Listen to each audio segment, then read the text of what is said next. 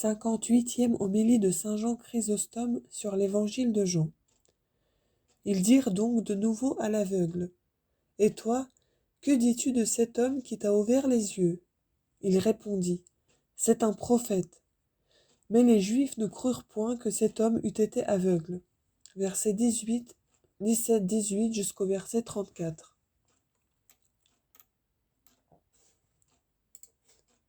Il ne faut pas se borner à lire les Écritures en courant. Vous devez les méditer avec beaucoup de soin et d'attention, de peur que vous ne vous trouviez tout à coup arrêté. Par exemple, on peut ici justement soulever cette question.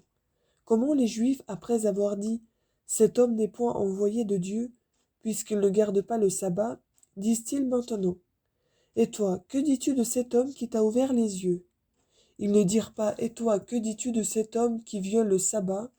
mais ils mettent maintenant la justification à la place de l'accusation. Que faut-il donc répondre? Ce ne sont pas ici les mêmes qui disaient « Cet homme n'est point envoyé de Dieu », mais ce sont ceux qui, étant d'un sentiment contraire, avaient dit « Un méchant homme ne peut pas faire de tels prodiges ».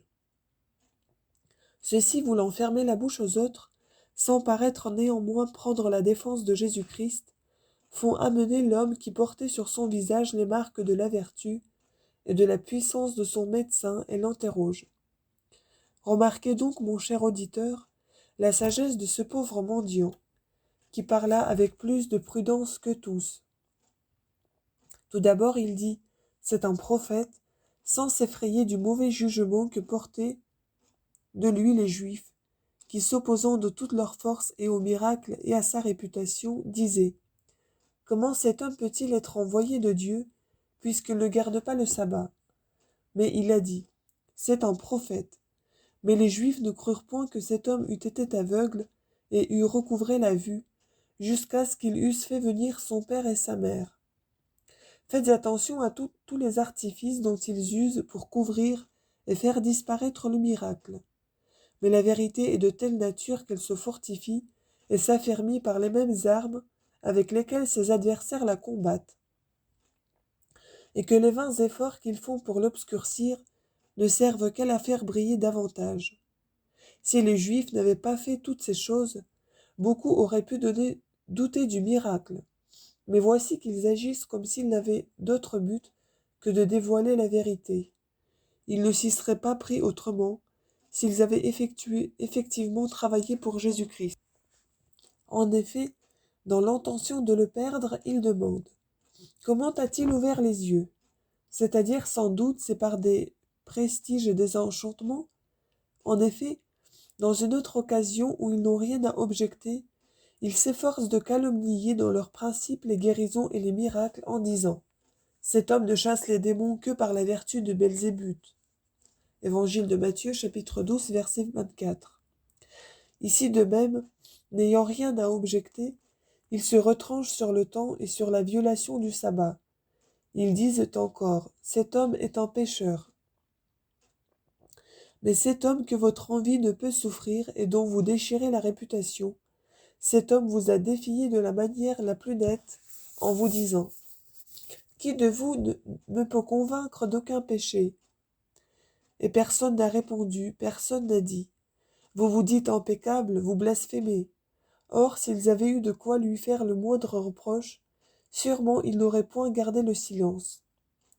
En effet, des gens qui furent capables de jeter des pierres sur lui, lorsqu'il dit qu'il était avant qu'Abraham fût au monde, qui niait qu'il était le Fils de Dieu, lorsqu'eux-mêmes se vantaient d'être enfants de Dieu, quoiqu'ils fussent des homicides, et qui disaient que celui qui faisait de si grands miracles n'était pas envoyé de Dieu, parce qu'il ne gardait pas le sabbat, et cela à la suite d'une guérison. Ces gens-là, s'il y avait eu le moindre reproche à lui faire, certainement n'y auraient pas manqué. Au reste, s'ils l'appelaient pécheur, parce qu'il semblait ne pas garder le sabbat, leur accusation était ridicule et frivole au jugement même de leurs compagnons, qui l'amputaient eux-mêmes à la malignité. Les Juifs, se voyant donc pressés de toutes parts, tentent quelque chose de plus impudent et de plus insolent encore que tout ce qu'ils avaient fait jusqu'alors. Et quoi? Les Juifs ne crurent point, dit l'Évangéliste, que cet homme eût été aveugle et eût recouvré la vue. S'ils ne l'ont pas cru, pourquoi donc ont-ils accusé Jésus-Christ de n'avoir point gardé le sabbat? Pourquoi n'ajoutez-vous pas foi à ce que dit un si grand peuple, à ce que disent les voisins de cet homme qui le connaissent? Mais comme je l'ai dit, le mensonge se contredit en tout, et par les mêmes armes par lesquelles il combat la vérité, il périt et se détruit. Et la vérité même n'en devient que plus brillante et plus lumineuse. C'est ce qui advint alors. Il fallait qu'on ne pût pas dire que les voisins et les témoins n'avaient rien rapporté d'exact, et qu'ils avaient seulement parlé d'un homme qui ressemblait à cet aveugle. Les Juifs font venir son père et sa mère, et par là ils font éclater la vérité malgré eux. Car le père et la mère connaissaient mieux leur propre fils que tous les autres. Comme ils n'avaient pu intimider le fils, qui publiait hardiment la gloire de son bienfaiteur, ils se flattaient d'affaiblir le miracle par les réponses qu'ils tireraient de ses parents. Remarquez la malignité avec laquelle ils les interrogent, car que font-ils? Les ayant fait entrer au milieu de l'assemblée pour les effrayer, ils les interrogent en disant d'un ton furieux et emporté: « Est-ce là votre fils ?» Et ils n'ajoutent pas: « Qui était auparavant aveugle, mais que disent-ils? Que vous nous dites être né aveugle ?» Comme s'ils l'avaient habilement feint pour confirmer l'œuvre de Jésus-Christ. Ô homme exécrable, et plus qu'exécrable! Quel est le père capable de feindre que son fils est né aveugle? C'est comme s'il disait: vous l'avez dit né aveugle, et non seulement content de cela, vous l'avez dit, mais vous l'avez même répandu partout. Comment est-ce donc qu'il voit maintenant? Ô folie! C'est vous, disent-ils, qui avez forgé ce mensonge. C'est vous qui avez fabriqué cette imposture. Il les porte de deux manières à nier le fait, et par ces paroles que vous dites, et par celles-ci. Comment est-ce donc qu'il voit maintenant? Les Juifs font 3 questions au père et à la mère de l'aveugle. Si c'était là leur fils, s'il avait été aveugle, et comment il avait recouvré la vue. Le père et la mère ne répondent qu'aux 2 premières, la troisième, ils la laissent sans réponse. Et ce qui contribue merveilleusement à confirmer la vérité du miracle, c'est que nul autre que l'aveugle même, qui avait recouvré la vue, et qui était digne de foi, ne l'atteste et ne publie la manière dont Jésus l'a guéri. Comment le père et la mère auraient-ils parlé par faveur et par complaisance, eux qui par la crainte des Juifs scellèrent quelque chose même de ce qu'ils savaient bien? Car que répondent-ils? Nous savons que c'est là notre fils et qu'il est né aveugle. Mais comment il voit maintenant et qui lui a ouvert les yeux, nous ne le savons pas. Il a de l'âge qu'ils répondent pour lui-même. Ils donnent leur fils pour digne de foi, et par là ils s'excusent de répondre sur la troisième question. Il n'est ni jeune ni enfant, disent-ils. Il peut rendre témoignage de lui-même. La crainte que son père et sa mère avaient des Juifs les firent parler de la sorte. Voyez, mes frères, avec quel soin et quelle exactitude l'évangéliste découvre leurs sentiments et leurs intentions. Je vous fais cette remarque à cause de ce que j'ai dit, il y a déjà quelque temps, dans un de mes discours sur cette parole. Il se fait égal à Dieu. Je soutiens que si ce n'eût été là qu'une simple opinion des Juifs, et non pas le sentiment et la doctrine de Jésus-Christ, l'évangéliste y aurait sans doute ajouté quelques corrections. Il n'aurait pas manqué de dire que c'était l'opinion des Juifs. Le père et la mère ayant donc renvoyé les Juifs au témoignage de l'aveugle, qui avait recouvré la vue, les Juifs appellent cet homme une seconde fois. Ils ne lui disent pourtant pas ouvertement et impudemment, ni que Jésus t'a guéri, mais sous apparence de piété, ils veulent le séduire par adresse, s'ils le peuvent. Rends gloire à Dieu, lui disent-ils. S'ils avaient dit au père et à la mère, niez que ce soit là votre fils et qu'il soit né aveugle, ils auraient fait une proposition tout à fait ridicule. Et d'autre part, le dire au fils c'eût été d'une impudence manifeste. Voilà pourquoi ils se gardent de parler de la sorte. mais ils prennent une autre voie et lui tendent des pièges d'une autre manière. Rends gloire à Dieu, c'est-à-dire, avoue que Jésus ne t'a point guéri. Nous savons que cet homme est un pécheur. Pourquoi ne lui avez-vous donc pas reproché lorsqu'il vous disait « Qui de vous me peut convaincre d'aucun péché ?» D'où le savez-vous qu'il est un pécheur? Les Juifs dirent donc à cet homme « Rends gloire à Dieu », et il ne leur répondit rien. Jésus, l'ayant rencontré, le loua et ne le reprit pas de n'avoir point rendu gloire à Dieu. Mais que lui dit-il? Croyez-vous au Fils de Dieu? Par où il nous apprend que c'est là rendre gloire à Dieu, que si le Fils n'était point égal au Père, croire au Fils, ce ne serait point là rendre gloire à Dieu. Mais comme celui qui honore le Fils honore aussi le Père, c'est avec raison que Jésus ne reprend pas l'aveugle. Tant que les Juifs s'attendirent que le Père et la Mère se rendraient à leur volonté, et qu'ils nieraient ce qu'ils désiraient, ils ne dirent rien à leur Fils. Mais lorsqu'ils virent qu'ils n'avaient rien avancé de ce côté-là, ils se tournèrent de l'autre et ils dirent à l'aveugle, « Cet homme est un pécheur. » Il leur répondit, « Si c'est un pécheur, je n'en sais rien. Tout ce que je sais, c'est que j'étais aveugle et que je vois maintenant. » Est-ce que l'aveugle a craint? Non. Et pourquoi celui qui avait dit « C'est un prophète » dit-il maintenant « Si c'est un pécheur, je n'en sais rien. » Il ne le pensait pas, non, il ne le croyait pas.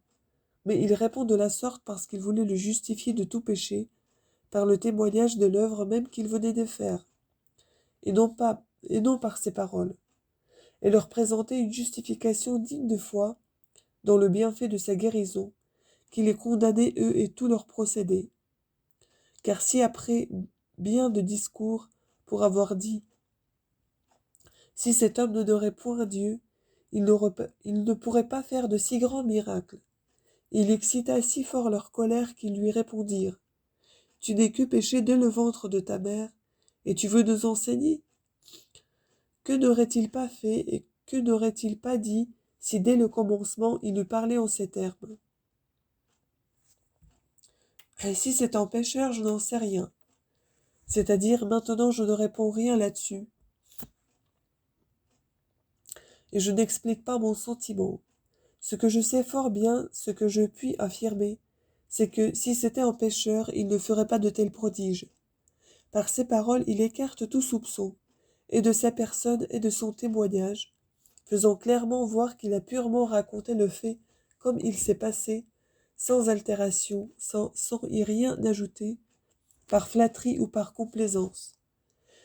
Comme il ne pouvait donc pas empêcher ni anéantir une chose accomplie, ils reviennent encore à l'examen de la manière dont cette guérison s'est faite, et ils se conduisent comme des limiers, qui, cherchant la piste d'un gibier bien retranché dans son fort, tournent tantôt d'un côté, tantôt de l'autre. Ils reprennent donc les premières questions, et tâchant de les ruiner par des fréquentes interrogations, ils disent à l'aveugle « Que t'a-t-il fait? Et comment t'a-t-il ouvert les yeux ?» Que répond-il? Les ayant vaincus et terrassés, il ne leur parle plus avec douceur, car tant que cette affaire a eu besoin d'examen et d'information, il a raconté la chose avec beaucoup de retenue et de modération. Mais après qu'il s'est rendu maître et qu'il a remporté sur eux une brillante victoire, il les attaque à son tour hardiment et courageusement. Elle leur répond « Je vous l'ai déjà dit, et vous ne l'avez point écouté. Pourquoi voulez-vous l'entendre encore une fois? L'avez-vous remarqué, cette hardiesse avec laquelle un pauvre mendiant parle aux scribes et aux pharisiens? Tant la vérité est forte, le mensonge faible et impuissant. La vérité d'un homme de... la vérité d'un homme de la lie du peuple fait un grand et illustre personnage. Le mensonge au contraire avilit et d'un grand fait un homme de rien. Au reste, voici ce que veut dire l'aveugle. Vous ne faites point d'attention à ce que je dis. C'est pourquoi je ne parlerai pas davantage, et je ne répondrai point à vos fréquentes et vaines interrogations, puisque vous ne m'écoutez pas pour apprendre la vérité, mais pour me surprendre dans mes paroles. Est-ce que vous voulez devenir aussi ses disciples? Déjà, l'aveugle s'associe aux disciples, car ce mot aussi marque qu'il est disciple de Jésus-Christ. Il les attaque ensuite et les malmène vigoureusement. En effet, sachant que rien n'était plus capable de les piquer au vif que cette demande « Est-ce que vous voulez ?» il la leur adresse exprès pour les braver. En quoi cet aveugle montre une âme élevée, ferme et courageuse, qui méprise leur menaçante fureur. Il fait éclater par sa confiance la gloire de Jésus-Christ. Il fait voir que celui qu'ils accablent ainsi d'outrage est un homme admirable, dont les injures ne peuvent ternir la réputation, et que ces outrages même ne servent qu'à relever sa gloire. Ils lui dirent, « Sois toi-même son disciple, mais pour nous, nous sommes les disciples de Moïse. » Mais en quoi? Vous parlez sans fondement. Vous n'êtes pas plus les disciples de Moïse que les disciples de Jésus. Si vous étiez les disciples de Moïse, vous seriez aussi les disciples de Jésus-Christ. Voilà pourquoi le Sauveur leur dit auparavant, « Si vous croyez à Moïse, vous me croiriez aussi, parce que c'est de moi qu'il a parlé. » Évangile de Jean chapitre 5, verset 46. C'est qu'ils avaient toujours ces paroles à la bouche. Nous savons que Dieu a parlé à Moïse. Mais qui vous l'a dit? Qui vous l'a appris? Nos pères, répond-il, nous l'ont appris. Mais celui qui, ayant dit qu'il est envoyé de Dieu et qu'il parle des choses du ciel, le confirme par des miracles, n'est-il pas plus digne de foi que vos pères? Et il ne disait point. Nous avons ouï Dieu parler à Moïse. Moïse, vous ne l'avez point vu, seulement vous l'avez ouï dire, mais les œuvres de Jésus-Christ, vous ne les connaissez pas pour en avoir entendu parler, mais pour les avoir vues de vos propres yeux. Que répondit l'aveugle? C'est ce qui est étonnant que vous ne sachiez d'où il est, celui qui fait de tels prodiges. Il est étonnant qu'un homme qui ne jouit d'aucune dignité parmi vous, qui n'est ni illustre ni célèbre, puisse faire de si grandes choses, de sorte qu'il est tout à fait visible que c'est un Dieu qui n'a même pas besoin du moindre secours humain. Or nous savons que Dieu n'exauce point les pécheurs. Les Juifs ayant dit auparavant, « Comment en méchant homme pourrait-il faire de tels prodiges ?» L'aveugle s'appuie sur le jugement qu'ils ont porté eux-mêmes et leur rappelle leurs propres paroles. Cette créance, dit-il, nous est commune et à vous et à moi. Et les justes, demeurez-y. Remarquez bien sa prudence. Il a toujours le miracle à la bouche, parce qu'il ne pouvait pas le nier. Et c'est sur quoi il établit son raisonnement. Observez-vous, mon cher auditeur, qu'au commencement, quand il a dit « Si c'est un pécheur, je n'en sais rien », il ne l'a point dit pour marquer un doute réel. Loin de nous cette pensée, car il savait fort bien que Jésus n'était pas un pécheur. Maintenant que le temps est propice et qu'il peut parler librement, voyez de quelle manière il répond. Or, nous savons que Dieu n'exauce point les pécheurs, mais si quelqu'un l'honore et qu'il fasse sa volonté, c'est celui-là qui l'exauce. Par ces paroles, non seulement il justifie Jésus et le fait voir exempt de tout péché, mais il prouve encore qu'il est agréable à Dieu et qu'il fait les œuvres de Dieu. Comme les Juifs disaient qu'ils honoraient Dieu, c'est pour cela même qu'il ajoute « et fait sa volonté ». Ce n'est pas assez, dit-il, de connaître Dieu, mais il faut faire ce qu'il commande. Ensuite, il relève le miracle en disant « Depuis que le monde est, on n'a jamais ouï dire que personne ait ouvert les yeux à un aveugle né. » Si donc vous avouez que Dieu n'exauce point les pécheurs, Jésus ayant fait un miracle et un tel miracle, que jamais personne n'en a fait de pareil. De votre propre aveu, il s'ensuit qu'il est évident et manifeste que Jésus a tout surpassé en vertu, et que sa puissance est plus qu'humaine. Que lui répondirent-ils donc? Tu n'es que péché dès le ventre de ta mère, et tu veux nous enseigner? Tant qu'ils avaient pu se flatter que l'aveugle nierait, ils l'avaient regardé comme un homme digne de foi, au point de le faire venir devant eux à 2 reprises. Que si, dirais-je, vous ne le croyez pas digne de foi, pourquoi ce double interrogatoire? Mais cet homme disait hardiment la vérité et sans crainte. Au lieu de l'admirer davantage, c'est alors qu'il le condamne. Mais que signifient ces paroles? Tu n'es que péché dès ta naissance.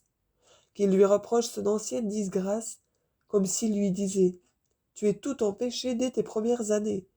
Et ils lui font ce reproche comme si c'était pour cela qu'il fut né aveugle. Jugement contraire à la raison et tout à fait injuste. Sur quoi Jésus-Christ, voulant le consoler, dit: Je suis venu dans ce monde pour exercer un jugement, afin que ceux qui ne voient point voient, et que ceux qui voient deviennent aveugles. Tu es tout en péché dès ta naissance. Et qu'avait-il répondu? Avait-il avancé une opinion qui lui fût propre et particulière? Ou plutôt n'est-ce pas le sentiment commun qu'il avait produit en disant: Nous savons que Dieu n'exauce point les pécheurs? N'a-t-il pas simplement exposé ce que vous avez dit vous-même? Et ils le chassèrent dehors. L'avez-vous bien entendu, ce prédicateur de la vérité, et n'avez-vous pas reconnu que sa pauvreté n'a point ébranlé sa philosophie? Remarquez-vous tout ce qu'il a souffert d'injures et d'outrages dès le commencement? Remarquez-vous aussi de quelle manière et avec quelle force il a rendu témoignage à la vérité par ses paroles et par ses actions? Au reste, mes frères, ces choses sont écrites afin que nous les imitions. Si ce pauvre, si cet aveugle, qui n'avait pas même vu Jésus-Christ, a montré tant de courage et de fermeté aussitôt après sa guérison, et même avant d'avoir ouï la doctrine et les instructions du Sauveur, s'il a résisté à tout un peuple qui ne respirait que le carnage, qui était possédé du démon, à un peuple furieux, et qui ne cherchait qu'à trouver dans ses paroles de quoi condamner Jésus-Christ, s'il ne leur a point cédé et ne s'est point caché, mais au contraire s'il les a hardiment réfutés, et s'il a mieux aimé être chassé hors de la synagogue que de trahir la vérité, à combien plus forte raison, nous qui avons vécu déjà tant d'années dans la foi, nous à qui la foi a fait voir des milliers de miracles et de prodiges, qui avons reçu de plus grands biens que lui, qui avons contemplé des yeux intérieurs de l'âme de profonds mystères, et qui sommes appelés à de si grands honneurs, à combien plus forte raison, dis-je, devons-nous faire paraître toute notre fermeté et tout notre courage contre ceux qui accusent et qui attaquent les chrétiens, et les combattre sans merci?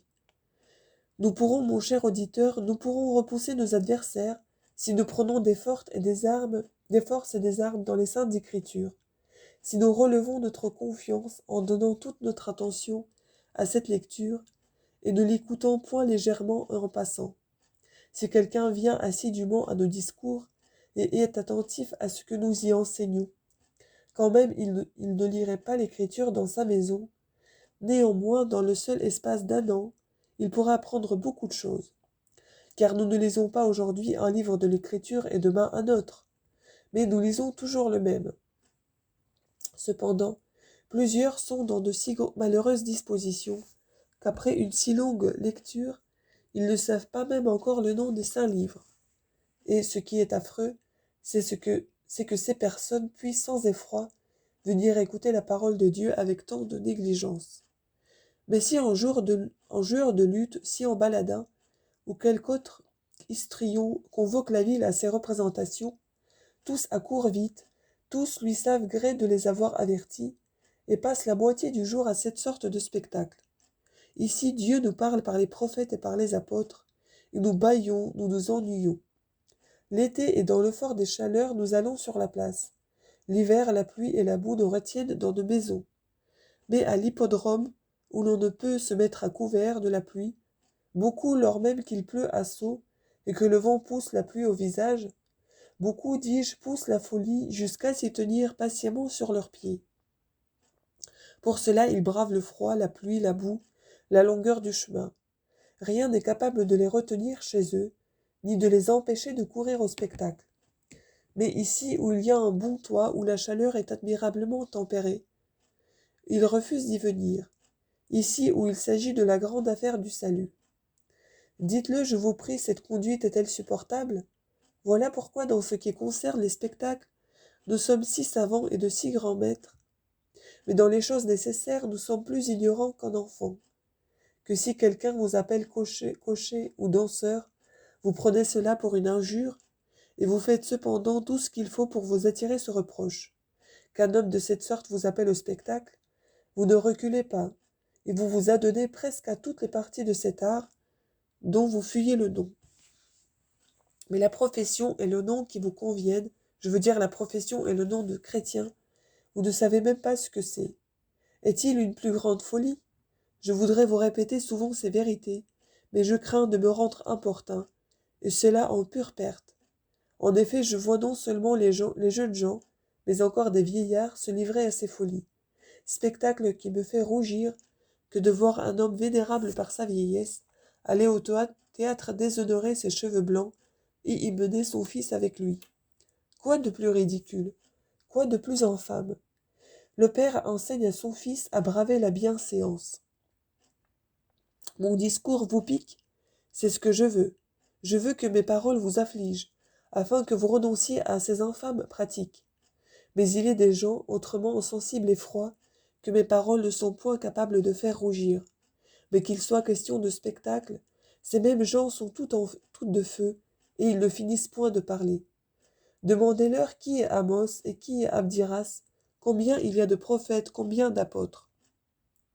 Ils ne peuvent même pas ouvrir la bouche.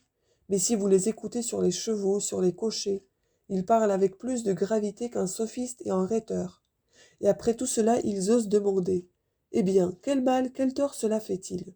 C'est justement cette ignorance qui me fait gémir. Dieu vous a donné le temps de cette vie pour le servir, et vous l'employez à des choses vaines et inutiles. Et encore vous demandez quelle perte vous faites? Employez-vous inutilement la moindre somme d'argent. Vous dites que vous avez fait une perte. Passez-vous des journées entières au spectacle qui sont les pompes de Satan. Vous ne croyez rien faire de déraisonnable, et vous comptez cela pour rien. Vous qui devriez employer toute votre vie à la prière et à l'oraison, vous la passez tout entière dans les clameurs, dans le tumulte, à entendre des paroles déshonnêtes, à voir des combats, à des plaisirs qui ne vous conviennent point, à des illusions, à des occupations inutiles et pernicieuses. Et ensuite vous dites à tout le monde, « Quelle est la perte que j'ai faite ?» Et vous ne comprenez pas qu'il n'est rien dont on doive être plus avare que du temps. Votre argent, si vous l'avez dépensé, vous pourrez en regagner. Mais le temps que vous avez perdu, difficilement vous le recouvrerez, car le temps qui nous est donné en cette vie est bien court. Si nous n'en faisons pas un bon usage, que dirons-nous à notre juge lorsqu'il viendra? Répondez-moi, je vous prie. Si vous ordonniez à un de vos enfants d'apprendre un certain art, et qu'il perdit son temps ou à la maison ou ailleurs, le maître ne vous avertirait-il pas? Ne vous dirait-il pas, vous avez fait avec moi un marché par écrit, et vous avez fixé un temps. Mais si votre fils ne veut pas travailler avec moi et m'écouter, s'il veut au contraire aller perdre le temps de côté et d'autre, comment pourrais-je vous le présenter comme mon disciple? Nous aussi, nous sommes dans l'obligation de vous dire la même chose. Dieu nous dira, « Je vous ai assigné un temps pour apprendre l'art de la piété. Pourquoi avez-vous vainement et inutilement consumé ce temps? Pourquoi n'avez-vous pas été assidûment écouté votre maître? Pourquoi n'avez-vous pas été attentif à ses instructions? Que la piété soit un art, n'en doutez point. Un prophète vous le déclare. Venez, mes enfants, vous dit-il, écoutez-moi. Je vous enseignerai la crainte du Seigneur. Psaume 33, verset 11. Et encore, heureux est l'homme que vous avez vous-même instruit, Seigneur, et à qui vous avez enseigné votre loi. Lors donc que vous aurez inutilement employé le temps, quelle excuse aurez-vous? Et pourquoi direz-vous, Dieu a-t-il fixé un temps si court? Ô folie! Ô cœur ingrat! Quoi? Dieu a abrégé le temps de votre travail et de vos sueurs, il vous a préparé un repos éternel et immortel, et vous lui en faites un reproche, et vous en êtes fâché. Mais je ne sais comment nous nous arrêtons si longtemps sur cette matière. Finissons donc ce long discours, car c'est encore une de nos misères qu'un long discours nous ennuie et nous dégoûte. Et que la longueur du spectacle, qui commence à midi et ne finit qu'au flambeau,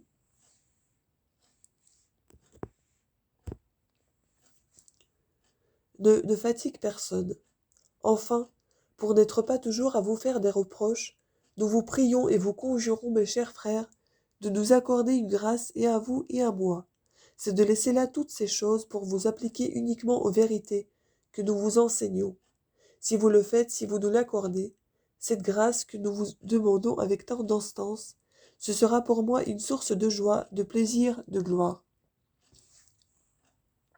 Mais ce sera vous qui, sans parler du gré que vous me serez, recueillerez toute la récompense, si, ayant été attaché au théâtre jusqu'à la fureur, vous vous délivrez de cette maladie, grâce à la crainte de Dieu et à nos instructions.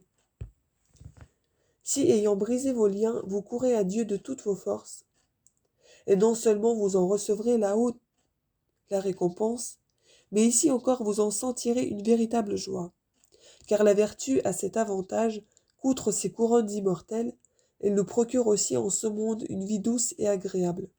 Obéissons donc à la parole de Dieu, afin d'obtenir ces biens et ceux de la vie future, par la grâce et la bonté de notre Seigneur Jésus-Christ, avec lequel gloire soit au Père et au Saint-Esprit, dans tous les siècles des siècles, ainsi soit-il.